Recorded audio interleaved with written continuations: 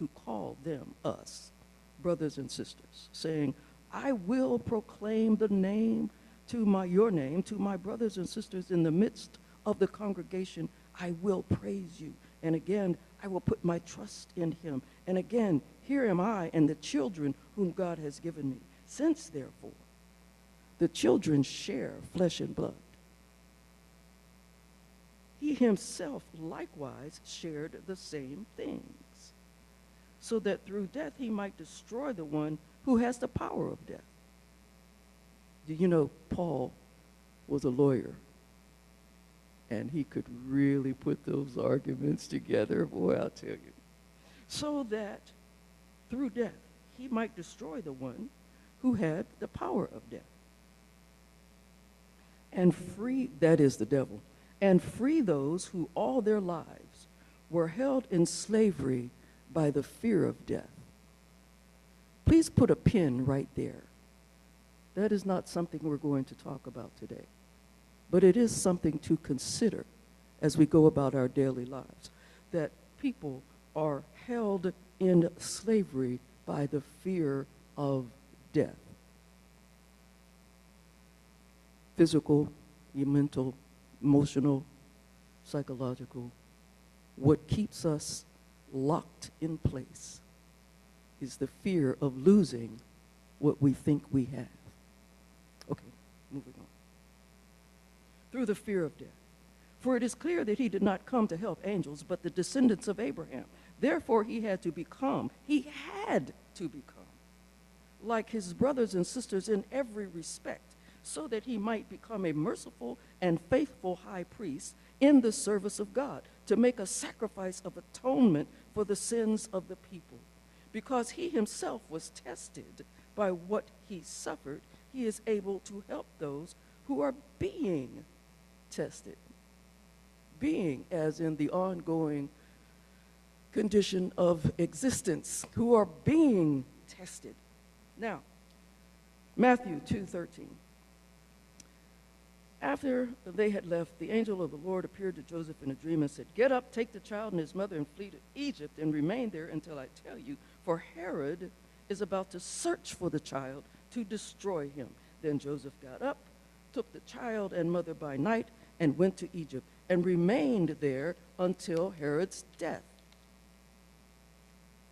This was to fulfill what had been spoken by the Lord through the prophet, Out of Egypt I have called my son. There's something to consider about that too. Egypt is not really what we think about when we think about Jesus. But there could be something a little bit more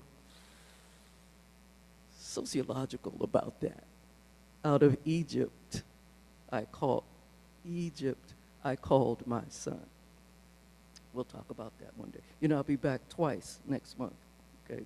We'll be talking about little things. When Herod saw that he had been tricked by the Magi, he was infuriated, and he sent and killed all the children in and around Bethlehem who were 2 years old and under, according to the time that he had learned from the Magi. Then what had been spoken through the prophet Jeremiah was fulfilled. A voice was heard in Ramah, wailing in loud lamentation, Rachel weeping for her children. She refused to be consoled because they are dead. When Herod died, an angel of the Lord suddenly appeared in a dream to Joseph in Egypt and said, Get up, take the child and his mother, and go to the land of Israel, for those who are seeking the child's life are dead. Then Joseph got up, took the child and his mother, and went to the land of Israel. But when he heard that Archelaus was ruling Judea in the place of his father, Herod, he was afraid to go there.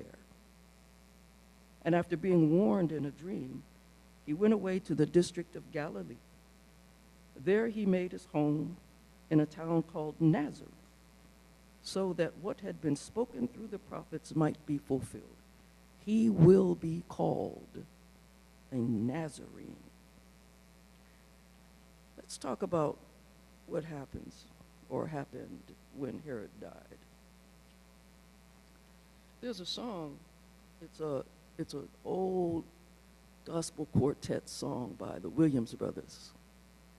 And it says, I'm just a nobody trying to tell everybody about somebody who can save anybody. I'm just a nobody trying to tell everybody about somebody who could save anybody. Too low, but you got it.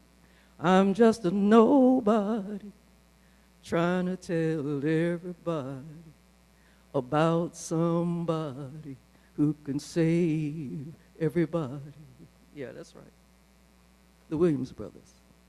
Now, when Herod died, a wave of relief must have swept through the whole Jewish population. Herod's life brought a new beginning of sorrows to the Jews. When Herod died, Archelaus took his place. Jesus was between 4 and 6 years old. When Herod died, angels of the Lord still surrounded the baby Jesus. When Herod died, Joseph and Mary were still on the move. When Herod died, there was still no freedom or privilege to be had. A man still had to work and a woman still had to bear children in order to be reputable. When Herod died, the safest place to be was where no one wanted to go. And the safest thing to be was invisible. When Herod died, Jesus would grow to be a Nazarene in a poor backwater of Israel. One source said that Nazareth had a population of only a few dozen to around 150 people. There are more than 150 people in the building where I live right now. Nazareth, that big. Joseph made good decisions in hiding and protecting his family. When Herod died, Joseph thought his family would be safe. Jesus, however, later brought them a notoriety that they really didn't need: public scrutiny from their neighbors and from the authorities. True. While Joseph knew that Jesus may or may not have been his son, Mary knew exactly what had happened, and that Jesus was different from the start. Joseph was a good husband and presumably father. Mary was a good wife and presumably mother, because the community looked upon them all as a one stable, valued, unified family, except for that peculiar boy, Jesus. Archelaus was his own kind of problem. 3,000 people died on temple grounds in one day due to Archelaus' insecurity and cruelty, and it didn't stop there. Archelaus was royalty and wealthy beyond imagination, the kind of wealthiness that didn't need morals or a moral compass. For example, there are all kinds of speculation about how Archelaus initially got to be king, since it wasn't so specified in his father's will. That's a story. There's a story there. I won't bore you with it, but I know it. Yeah, Archelaus was, and some people in the royal court were like, no, we want the weak little 18-year-old boy. We don't want the grown man to come, because we have some stuff we want him to do. We're fitting to manipulate Archelaus so that we can get what we want done. Does that sound familiar? Archelaus was the eldest son in a family exactly the opposite of Jesus. Archelaus' family was shifty, power mad, greedy. Archelaus' family was devious, murderous. Archelaus' family was the exact opposite of Jesus' family. Archelaus was 18 when he ascended the throne, and Jesus was a toddler at that time. The inherited chill in the Jewish community from so many decades of Herodian rule would have affected Jesus. We call it today epigenetic. The epigenetic chill there in Nazareth, all through Israel, in fact, for all those decades and decades and decades of military presence, decades and decades of abuse, decades, and That would have sent a chill through the entire community. Fears and angers and feelings of hopelessness and helplessness would have been pervasive in Nazareth, and Jesus the toddler would have felt these things. Centuries of war, decades of domination surely shaped his family and communal life. The fact that he was in a tiny, pastoral, self-supporting, working-class environment might not have allayed his community's fears, but heightened them, as isolation often does. What, one wonders, did the inhabitants of Nazareth thank God for? And what did they thank God for keeping them from? What did the intellectually curious and spiritually precocious toddler absorb of these tensions? How did Nazareth stay small despite being an easy 4 miles from the mid-sized cosmopolitan city of Sepphoris? 4 miles. In here, any of us could walk 4 miles if we had to.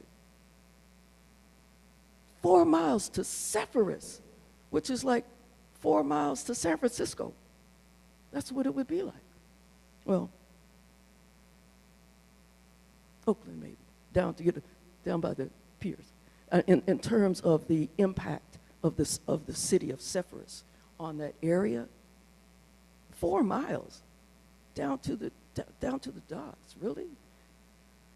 How did they stay small? What lay over the horizon that kept this community alert and kept it from growing?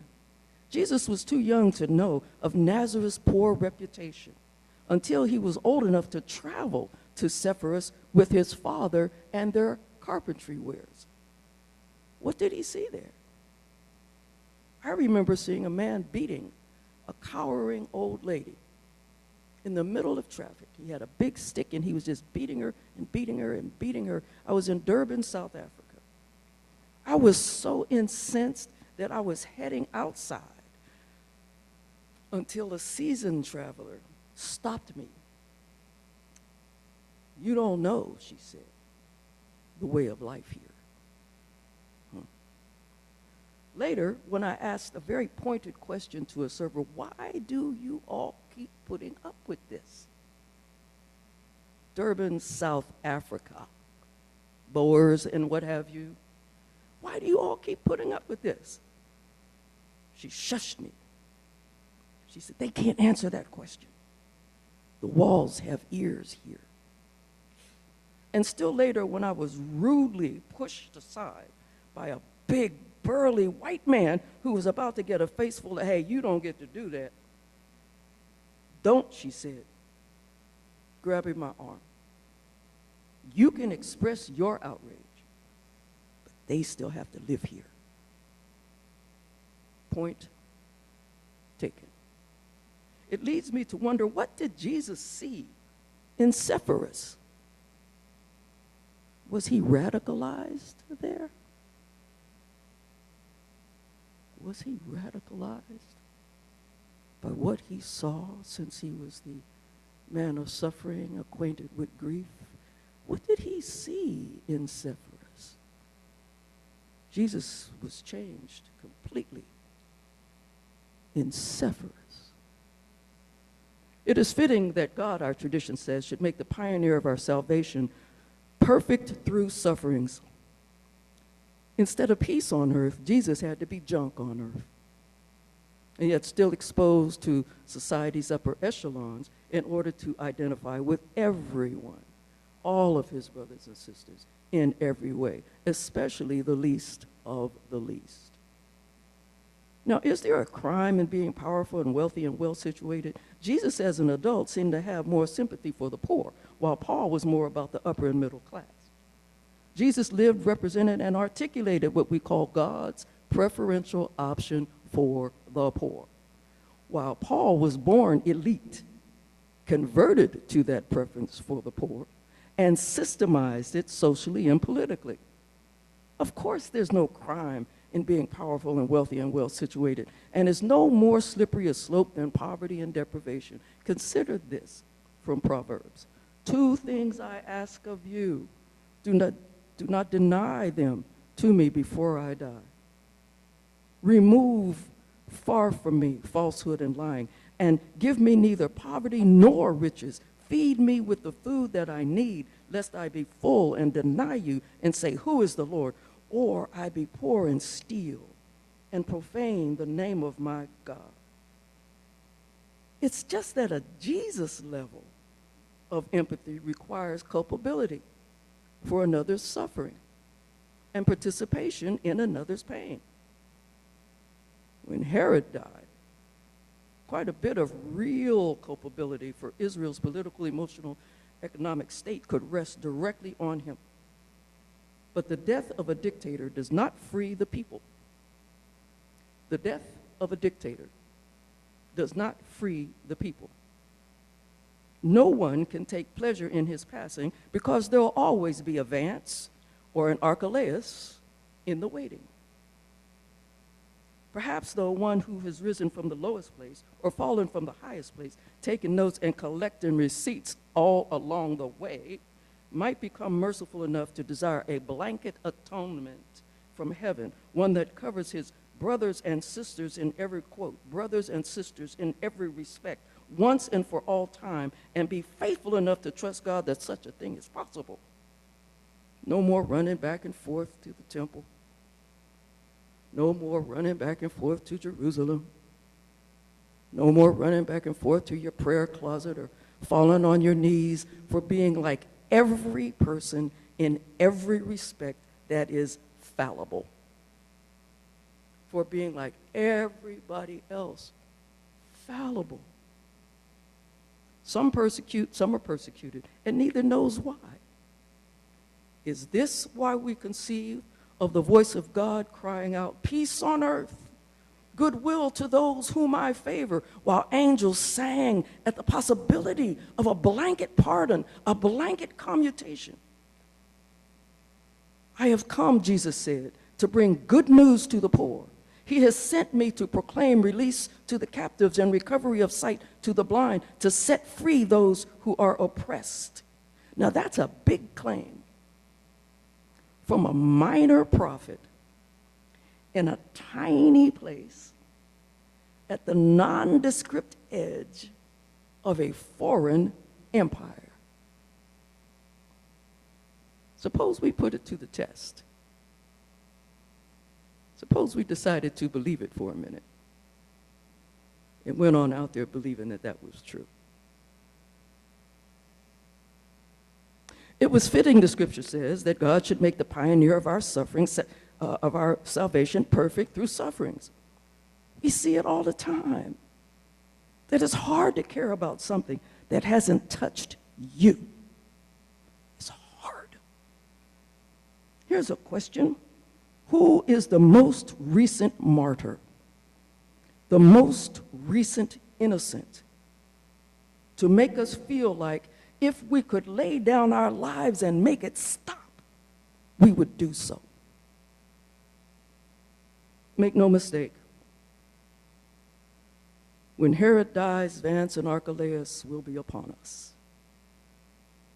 But Archelaus throughout history has been more vicious, yes, but less intelligent than Herod. As a result, Archelaus's reigns have been shorter through royal infighting and popular rebellion. Look, it's starting now. It's already beginning right now. Despite Project 2025's and TPUSA's best laid plans, it's starting right now. We have a moment like Ezekiel's chapter 37 moment to call together dry and broken bones and re-enflesh them. Hopes dried, tired, buried, and broken bones, and re-enflesh them. There is a clarion call to hope, not because there's turmoil in some opposing camp, but because there's always hope. Always, always, always hope. God has always used, not sent our sufferings to let us know what is right, to let us become like our brothers and sisters in every respect, and to lead from our least likely places, our Nazareths, the hidden, silent, constricted, fearful, shamed, and shadow-filled backwaters of our lives. Nathanael asked, "Can anything good come from Nazareth?" God's answer was a resounding yes. It's a sign of glory now to be called a Nazarene.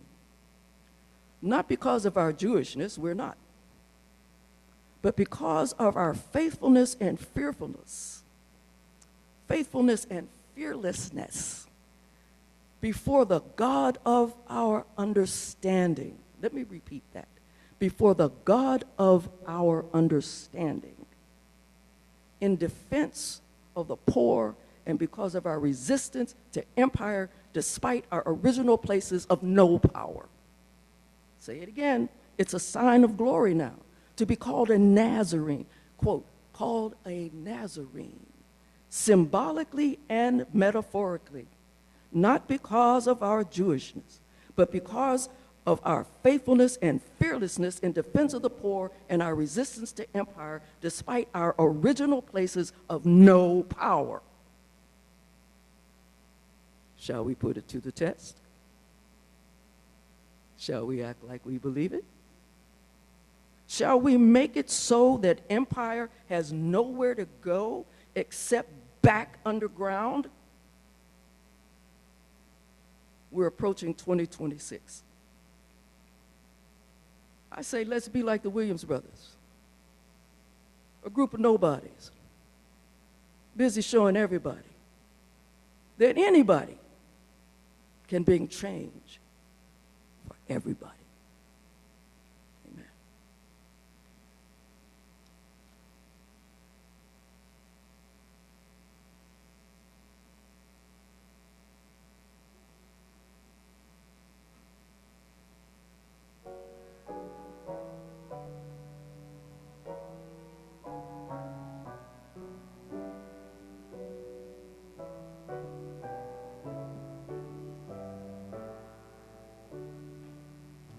O radiant Christ, incarnate Word, eternal love revealed in time, come make your home within our hearts, that we may dwell in light sublime.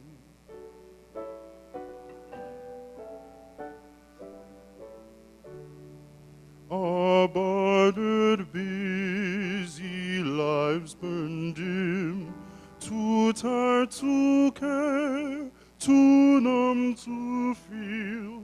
Come shine upon a shadowed world, your radiance bathes with power to heal.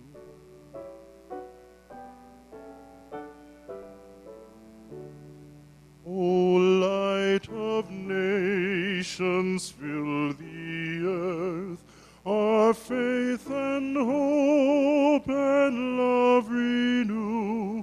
Come lead the peoples to your peace, as stars once led the ways to you.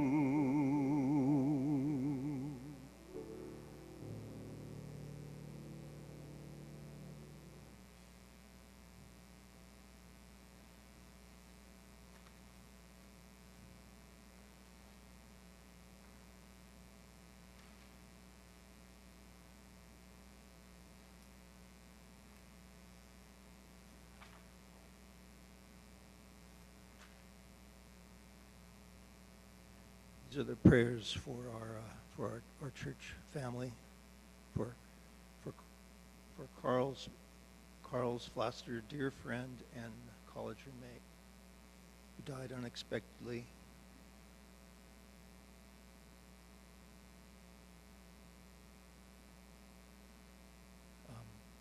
Prayers for the healing of Philippia Pegram. A prayer for ongoing healing as she continues in remission, following her treatments for complications with lymphoma. She and Toni are grateful for our love and continued prayers as they move forward with hope. For David Guerra, who has received good news of another clear scan followed by treatments for bladder cancer. Prayers for Yvonne's sister, Claudia.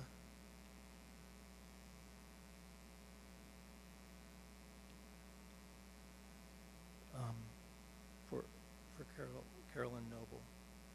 She deals with her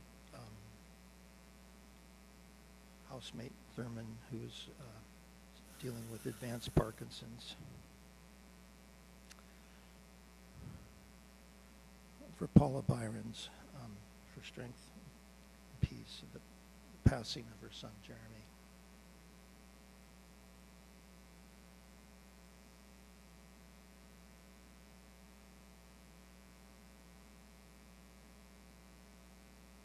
Gratitude for Marcella Hardy's recovery from a heart valve replacement.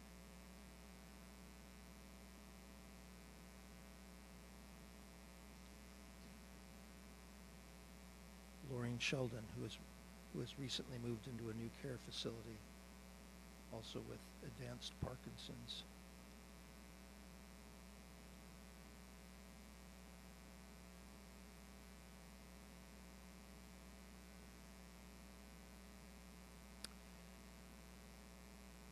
Prayer for the world.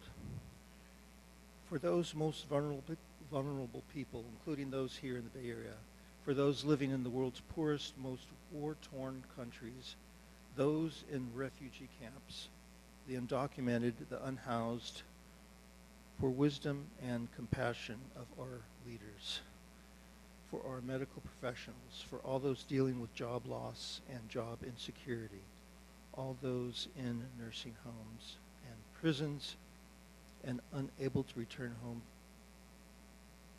to this country living overseas, for those who have depression, anxiety, and other mental health challenges, for all people of color and frontline activists in the struggle for human rights, for all those sick at home or in the hospital, and for the caregivers supporting them.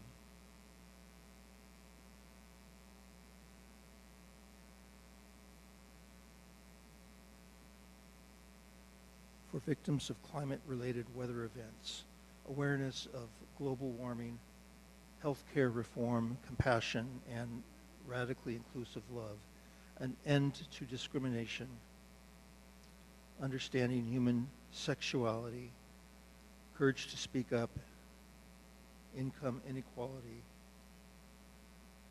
victims of gun violence, and a prayer for improved race relations.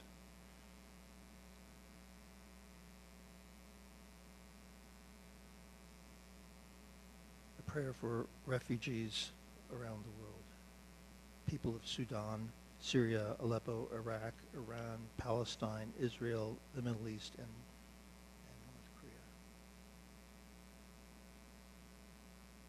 Any other prayers from the congregation?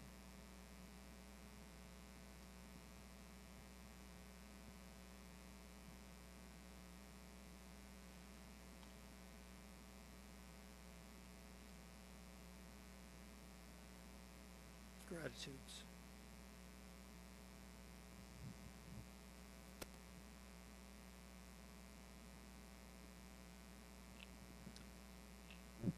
Gratitude for